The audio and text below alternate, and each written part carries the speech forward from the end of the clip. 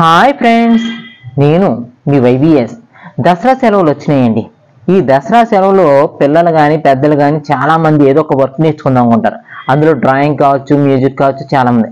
అలాంటి వాళ్ళ కోసం మన యూట్యూబ్ ఛానల్ ద్వారా డ్రాయింగ్ నేర్చుకుందాం అనుకునే వాళ్ళందరికీ ఒక మంచి అవకాశం కల్పించాలనే ఉద్దేశంతో డెమో క్లాసెస్ అని స్టార్ట్ చేశానండి. అదే అండి దసరా డెమో క్లాసెస్. ఏంటంటే ఈ డ్రాయింగ్ డెమో క్లాసెస్ ఏంటంటే కనుక ఫస్ట్ కూడా లైన్స్ అండి. అసలు పెన్సిల్తో తీసుకునే లైన్స్ ఎలా ఉండాలి, ఆ లైన్స్ అనేవి పిచ్చి గీతల్లా కనిపిస్తాయండి. ఈ పిచ్చి గీతలే కనుక లేకపోతే కనుక డ్రాయింగ్ అనేది రాదండి. అది ఎలా వస్తుంది ఏంటన్నది మన యూట్యూబ్ ఛానల్ ద్వారా చూద్దాం. అయితే ఈ వీడియో నచ్చితే కనుక లైక్ చేయండి, నచ్చకపోతే కనుక అస్సలు లైక్ చేయొద్దండి. ఎందుకంటే ఈ వీడియో మీ అందరికి బాగా ఉపయోగపడుతుందని ఆశిస్తున్నాను. ఇంకా అది ఎలా గీయాలో చూద్దామా మరి. ఈరోజు డ్రాయింగ్స్ బేసిక్స్ అనేవి తెలుసుకోవడం కోసం Day-1 అనేది స్టార్ట్ చేసామండి. ఈ డే క్లాస్లో ఫస్ట్ పెన్సిల్స్ తీసుకుంటామండి. అవి కూడా స్టెడ్లర్ పెన్సిల్ అయితే స్టెడ్లర్, లేకపోతే అప్సర్ అయితే అప్సర్. అలాగే షార్ప్నర్ తీసుకుని దాన్ని ఏం చేస్తున్నామంటే షార్ప్ చేస్తున్నాం అనమాట.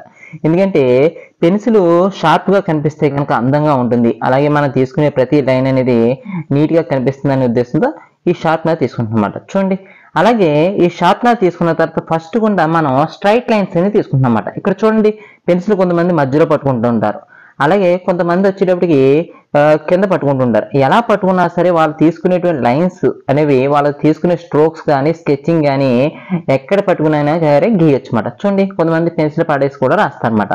ఇలా రాసిన తర్వాత స్ట్రైట్ లైన్లే కాకుండా రౌండ్ అంటే సర్కిల్స్, ఈ సర్కిల్స్ని కూడా సేమ్ యాజ్ ఇట్ గా ఎలా గీస్తారన్నమాట. ఇవి పైన చెప్తున్నటువంటి సర్కిల్స్ కానీ లైన్స్ కానీ షేడింగ్ సంబంధించి కానీ ఇవన్నీ ప్రతిదీ ఇంపార్టెంట్ అన్నమాట. ఎందుకంటే ఇవి లేకుండా, ఈ రఫ్ లైన్స్ అనేవి లేకుండా ఏ డయాగ్రామ్ అనేది రాదన్నమాట. చూడండి, ఈ క్రాస్ సర్కిల్స్ కానీ ఇవన్నీ ఉన్నాయి కదండి, ఇవన్నీ రఫ్ లైన్స్ అంటారు అనమాట. ఈ రఫ్ లైన్స్ అనేవి లేకుండా ఏ డయాగ్రామ్ రాదండి. ఎందుకంటే కనుక డయాగ్రామ్ రావాలి, మాకు అందమైన డయాగ్రామ్ కావాలి అంటే కనుక నేను ఇక్కడ చేస్తున్నటువంటి ఈ మోడల్స్ అన్నిటినీ, ఈ సర్కిల్స్ కానీ ఇక్కడ ఉండేటువంటి రౌండ్స్ కానీ అంటే పెన్సిల్ పైకి లేకుండా యాజిడిటీగా గీయడం కానీ, అలాగే షార్ప్గా స్పీడ్గా గీయడం కానీ, లేకపోతే స్లోగా గీయడం కానీ, ఇలా ఎప్పుడైతే ఒక లైన్కి ఒక లైన్ టచ్ అవ్వకుండా ఎప్పుడైతే నీట్గా గీయడం మొదలు పెడతామో అప్పుడు డ్రాయింగ్ అనేది పర్ఫెక్ట్గా అనేది వస్తుందండి. చూడండి, ఇక్కడ కనిపిస్తున్నటువంటి లైన్స్ అనే ఈ స్ట్రోక్స్ ఉన్నాయని చూడండి, ఈ స్ట్రోక్స్ కూడా అలాగే వస్తున్నాయి అన్నమాట. అలాగా దీనికి ఉదాహరణగా ఒక రౌండ్ తీసుకుంటున్నాం అన్నమాట. అంటే ఒక రౌండ్ చుట్టూరు ఒక 3D డైమెన్షన్లో కనిపిస్తున్నటువంటి సర్కిల్ని గీస్తే అలా ఉంటుంది. దానికి కూడా ఇక్కడ ఉండేటువంటి మనం వాడేటువంటి మెటీరియల్ని వాడితే కనుక ఎంత అందంగా కనిపిస్తుంది ఏంటో ఒకసారి చూద్దాం. దానికి కూడా 8B పెన్సిల్తోనే, ఓన్లీ 8B పెన్సిల్తోనే నీట్గా చేస్తుందన్నమాట. అయితే ఈ రౌండ్స్ అనేవి ఎలా వస్తాయి, డార్క్నెస్ అనేది అంటే ఒక ఫ్లవర్ కానీ ఏమన్నా గీస్తే కనుక మధ్యలోంచి బయటకు వస్తున్నట్టుగా ఒక బెలూన్ టైప్లో కనిపించే విధంగా నీట్గా చూపిస్తుంది అనమాట. అంటే ఉదాహరణకు ఒక యాపిల్ అయినా సరే ఇదే విధంగా కనిపిస్తుంది అన్నమాట. చూడండి, ఇలా చుట్టూరు అంటే 4 భాగాల కింద అంటున్నాయి కదండి, 4 భాగాల మధ్యలో వచ్చేటప్పటికి ఈ విధంగా గీస్తుంది అనమాట.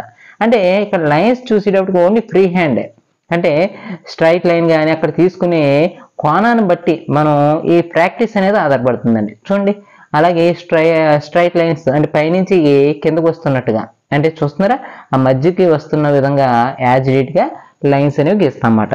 ఇలా ఎప్పుడైతే గీసామో ఈ లైన్స్ ద్వారా మనం కొన్ని బేసిక్స్, అలాగే ఈ లైన్స్ని స్ట్రైట్ లైన్స్ కానీ, అలాగే ఇక్కడ పెన్సిల్స్ అంటే ఈ పెన్సిల్ పట్టుకోవడానికి కొద్దిగా ఇబ్బందిగా ఉంటే కనుక దానికి సంబంధించినటువంటి ఎక్స్ట్రాటర్ ఉంటుందండి. దీన్ని పెట్టుకుని మనం ఏం చేస్తామంటే దాన్ని ఇలా వాడుకుంటూ జాగ్రత్తగా మనకు కావాల్సిన స్కెచింగ్ అనేది చేసుకోవచ్చు అన్నమాట. చూడండి, ఇంకా చిన్న చిన్న పెన్సిల్ ఉంటాయి అన్నమాట, అవన్నిటిని దీన్ని వాడుకుంటూ జాగ్రత్తగా చేయొచ్చన్నమాట.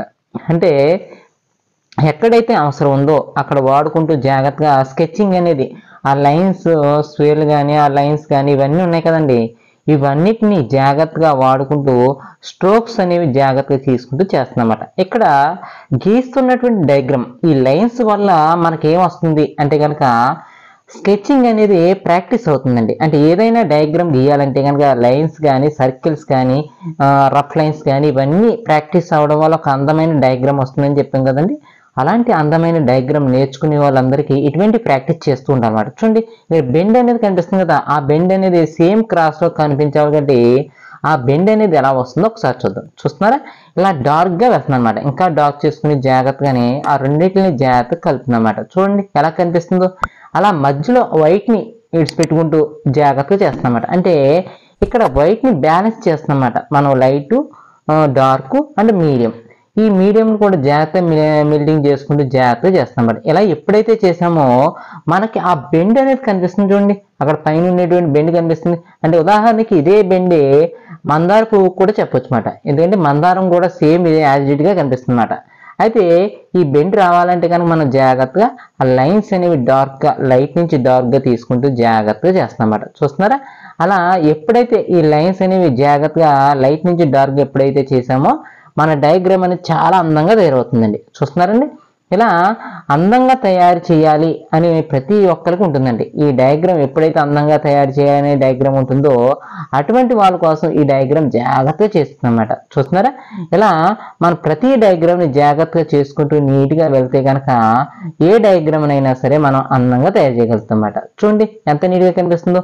ఇలా ప్రతి లైన్ని ఇక్కడ చూస్తున్నారా, అక్కడ 3D ఎఫెక్ట్ అనేది మనకు కనిపిస్తుంది అన్నమాట. అంటే మనం పెన్సిల్ షేడింగ్ చేసేటప్పుడు కానీ లైన్స్ కానీ ప్రతి దాన్ని జాగ్రత్తగా చేసుకుంటూ ఉంటే కనుక ఈ టిప్స్ వల్ల, అంటే డ్రాయింగ్ టిప్స్ వల్ల ఏమవుతుందంటే కనుక కొన్ని టెక్నిక్స్ తెలుస్తాయండి. అంటే పెన్సిల్ని ఎలా వాడాలి, ఏ విధంగా చేయాలి అనే కొన్ని బేసిక్ లైన్స్ అని తెలుస్తాయనే ఉద్దేశంతో ఈ డయాగ్రామ్ అనేది జాగ్రత్తగా గీయడం చూపిస్తాం అన్నమాట. చూస్తున్నారా, ఇక్కడ ఎరేజర్ అనేది వాడకుండా ఎలా గీయాలి ఏంటి అనేది మీ అందరికి అర్థమయ్యే విధంగా నీట్గా చూపిస్తుంది అన్నమాట. చూడండి ఎలా కనిపిస్తుందో.